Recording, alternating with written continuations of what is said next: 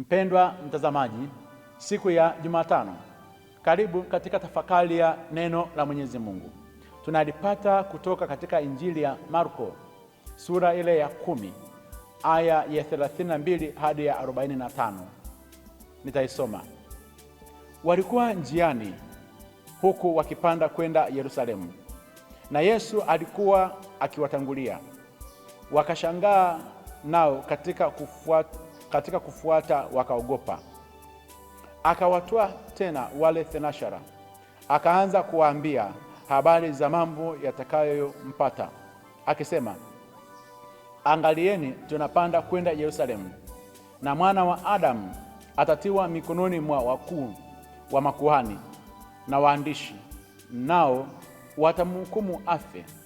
Watamtia mikononi mwa mataifa, nao watamdhihaki na kumtemea mate na kumpiga mijeledi na kumuua, na baada ya siku 3 atafufuka. Na Yakobo na Yohane wana wa Zebedayo wakamwendea wakamwambia, Mwalimu, twataka utufanyie lolote tutakalo kuomba. Akawaambia, mwataka niwafanyie nini? Wakamwambia, utujalie sisi tuketi mmoja mkono wako wa kuume na mmoja mkono wako wa kushoto katika utukufu wako. Yesu akawaambia, hamjui mnaloliomba. Mwaweza kunywea kikombe ninyweacho mimi, au kubatizwa ubatizo nibatizwao mimi? Wakamwambia, twaweza. Yesu akawaambia, kikombe ninyweacho mimi mtakinywea, na ubatizo nibatizwao mimi mtabatizwa. Lakini habari ya kuketi mkono wangu wa kuume au mkono wangu wa kushoto si langu kuwapa, ila wao watapewa waliowekewa tayari. Hata wale 10 waliposikia, wakaanza kuwakasirikia Yakobo na Yohane. Yesu akawaita akawaambia, mwajua ya kuwa wale wanaowahesabia kuwa wakuu wa mataifa huwatawala kwa nguvu, na wakubwa wao huwatumikisha. Lakini haitakuwa hivyo kwenu, bali mtu anayetaka kuwa mkubwa kwenu atakuwa mtumishi wenu, na mtu anayetaka kuwa wa kwanza wenu atakuwa mtumwa wa wote. Kwa maana mwana wa Adamu naye hakuja kutumikiwa, bali kutumika na kutoa nafsi yake iwe fidia ya wengi. Neno la Bwana. Sifa kwako, Kristo. Mpendwa mtazamaji,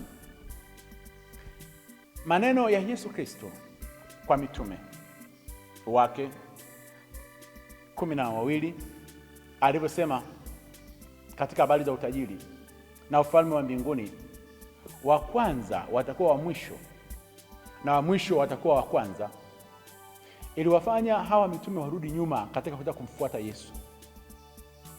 Usisahau, mitume wa Yesu walikuwa ni binadamu kama sisi. Walifikiria kwamba katika kumfuata Yesu wameshafanikiwa katika maisha yao, wamekuwa ni matajiri, wanaenda kupata cheo, wanaenda kuwa ni watu wenye heshima. Ghafla wanamsikia Yesu wa kwanza atakuwa wa mwisho na wa mwisho atakuwa wa kwanza, na Yesu akakaza uso wake kuelekea Yerusalemu. Hawa mitume walirudi nyuma wakiwa wanashangaa, wakaanza kuogopa kumfuata. Na neno hili hadi leo, Yesu Kristo asipokupatia yale ulikuwa unahitaji katika habari za utawala, katika habari za utajiri, asipokufanikishia katika kile ulichokuwa namuomba, katika habari za vyeo, mali na vitu vingine, wengi wanarudi nyuma katika kuweza kumfuata Yesu Kristo. Wengi wamemfuata Yesu Kristo kwa ajili ya kuweza kupata heshima, vyeo na utajiri wa duniani hapa. Yesu akikataa kukupatia, wanarudi nyuma. Lakini Yesu alijua kusudi la Mwenyezi Mungu aliyokuwa amemleta hapa duniani, kwamba hata kama ninyi mkirudi nyuma, mimi mpango wa Mwenyezi Mungu uko pale pale. Akakaza uso wake kuelekea kule Yerusalemu. Ndipo akawaita wale thenashara 12 akakaa nao kuweza kuwapatia mpango mzima wa Mungu, kwamba sikilizeni, tunakwenda Yerusalemu. Huko mwana wa Adamu atatiwa mikononi mwa wakuu wa makuhani na waandishi, nao watamhukumu, watamtia mikononi mwa mataifa, watamdhihaki, kama alivyozungumza kwamba utapata mambo yote mfuasi wa Kristo na dhihaka. Naye mwenye pia anasema ninakuwa wa kwanza kudhihakiwa. Anazungumza atatemewa mate, atapigwa mijeledi, watamuua, na baada ya siku ya tatu Yesu Kristo atakuwa ni mshindi, kuwaonyesha habari za ufalme wa mbinguni. Na ni kweli akiwa msalabani pale walimvua nguo zake zote, akabakia uchi, hakuwa na kitu chochote kile Yesu. Mitume hawa walipoona amezungumza hayo, hawakuwa wameelewa vizuri somo hili. Wakaibuka mitume wawili ambao wamepewa majina ya kwamba Yakobo na Yohane. Hawa walikuwa ni mitume waliokuwa wa kwanza kabisa kumfuata Yesu Kristo. Walikuwa ni wasomi. Baba yao Zebedayo alikuwa na miliki boti, walikuwa wanawasimamia vibarua. Wakaacha kazi ya kusimamia vibarua, wakaenda kumfuata Yesu Kristo. Na hawa walikuwa na undugu na Yesu, na mara nyingine sana Yesu alikuwa akimchukua Yakobo, Yohane na Petro, anakwenda nao hadi mlimani kwenda kufanya maombi. Wakajiona kwamba sisi tumeshakuwa karibu na Yesu. Na katika kuweza kufuatilia historia, wakagundua kwamba Petro ameshachukua tayari nafasi, kwa sababu Yesu alishasema, wewe ndiwe Petro na juu yako nitalijenga kanisa langu.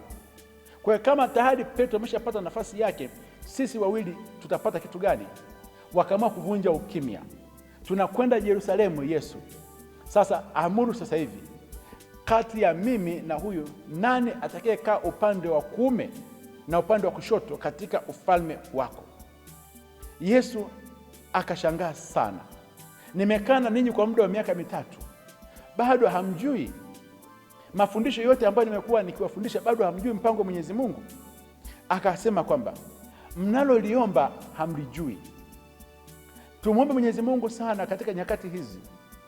Maombi mengi ya kufunga ambayo watu wanaoyafanya, tunaomba vitu ambavyo hatuvijui. Unaweza kuwa unakazana, unaomba kitu, unaomba mume, unaomba mke, unaomba maisha, unaomba utajiri. Hujui siri ndani ya utajiri uliopo, kwamba matajiri hawalali. Unayemwombea huyo kwamba uweze kuwa naye, mambo unayotafuta huyajui. Kama umepewa maisha haya, mwambie Mwenyezi Mungu asante. Anawauliza swali Yesu hawa Yakobo na Yohane, je, mnaweza ninyi kukinywea kikombe nitakachokinywea mimi? Mnaweza kubatizwa katika ubatizo nitakaobatizwa mimi? Ubatizo ulikuwa ni kuzama, kuzamishwa kabisa, alafu unaibuka kiumbe kipya. Maana yake kuzama katika kaburi, kuzama katika uvuli wa mauti, alafu baadaye anaibuka, anafufuka. Mnaweza kutundikwa msalabani. Kikombe kukinywa, maana yake kikombe ni hasira ya Mwenyezi Mungu. Mnaweza mkanywa hasira ya Mwenyezi Mungu alikonayo kwa mwanadamu huyu ambaye ni muasi? Wakasema tunaweza. Yesu Kristo akawajibu akasema hivi, hakika kukinywa kikombe mtakinywea na ubatizo mtaupata, lakini habari za kuketi katika ufalme wa mbinguni, si mwingine akae upande wa kushoto, mwingine upande wa kulia. Akasema mimi sina mamlaka ya kuweza kuwapatia, ila wale ambao wamepewa hiyo nafasi. Na ni kweli, mara tu baada ya Yesu Kristo kukamatwa, akauawa, akafufuka, akaenda mbinguni, Yakobo alikamatwa. Huyu aliyekuwa anaomba cheo alikamatwa, akachinjwa na Herode. Akawa ndio mtume wa kwanza kukinywea kile kikombe, akachinjwa na Herode, na kichwa chake kimezikwa pale Yerusalemu, mwili wake umezikwa huko Spain, sehemu inaitwa Santiago, kwa ajili ya kutafuta vyeo. Huyu Yohane aliishi muda mrefu, aliingizwa kwenye pipa la mafuta, akatengwa, akapelekwa katika kisiwa cha Patmo, ndio huko akaenda kuandika kitabu cha Ufunuo. Lakini habari za nani akae upande wa kulia, upande wa kushoto, walikuwa ni wale majambazi. Mmoja wapo alikuwa ni Dismas, ambaye huyu naye katika dakika za mwishoni alipomkiri Yesu, alipokiri huruma Mwenyezi Mungu, akaomba kuweza kuingia katika ufalme wa mbinguni, aliweza kurithi paradiso nyakati za dakika za mwishoni. Maombi yetu tunayoyaomba mbele za Mungu hatuyajui. Kuna maombi mengine ni magumu. Angalia hali iliyotokea kwa ajili ya hawa mitume, wakawakasirikia Yakobo na Yohane kwamba mmeenda kuomba cheo na Yesu hajawapatia. Yesu baadaye anawaambia ishini kwa kupendana.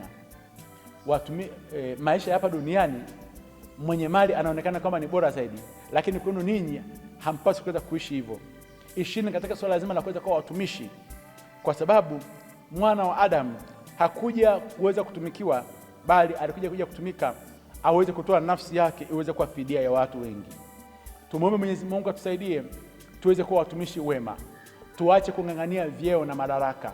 Tuache kuanza kufanya maombi ya utajiri. Vingine si halali yetu kuweza kupata. Tumwombe Mwenyezi Mungu pale ambapo ametuandalia katika mambo ya mbinguni atupeleke, na sio yale tunayotaka sisi kwa sababu ya tamaa zetu.